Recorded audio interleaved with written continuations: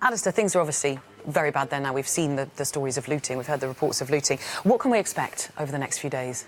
Well, I think we can expect the scale of the disaster to become ever clearer as rescue teams begin to reach these isolated areas, and we're going to expect the death toll to rise. Obviously, it's 1,200 and rising, and it could go into the thousands. There are going to be more distressing human stories. Lots of people have been out looking for friends and relatives who are missing. Some of them have been found, but I think in lots of cases they're not going to find that people are still alive. And we see that mass graves are being dug in that area. We're going to get an assessment, I think, more and more of the needs of survivors, as Janice has been saying. The Red Cross says that overall perhaps 1.5 million people are affected. Palu, the main city, is absolutely flattened, as we've seen. The airport's been damaged, hospitals have been damaged, supplies of food and water and fuel running low, looting, as we've seen in the shops, and these are not criminals, these are just ordinary families who are getting more and more desperate. The government is sending aid, but it's very slow. There's an international effort getting underway as well.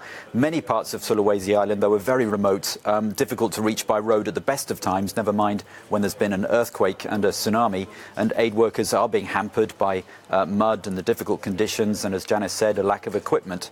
And even when, of course, they do get there, they've got to be very careful when they sift through the debris. And of course, this isn't the first earthquake that the region has seen. Indonesia's on a very active seismic belt. It's known as the Ring of Fire.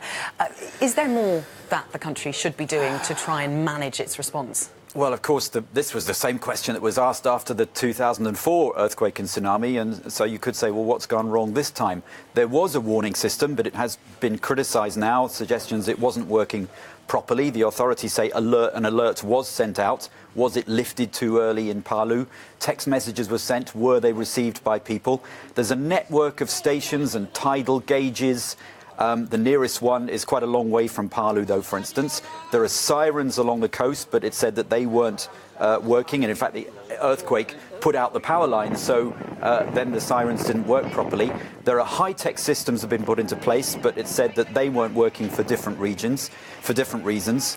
But you could say also that despite the technology, Indonesia, just the geography, there's 17,000 islands, thousands of miles apart. The 2004 tsunami was thousands of kilometers away from where this has happened in Palu.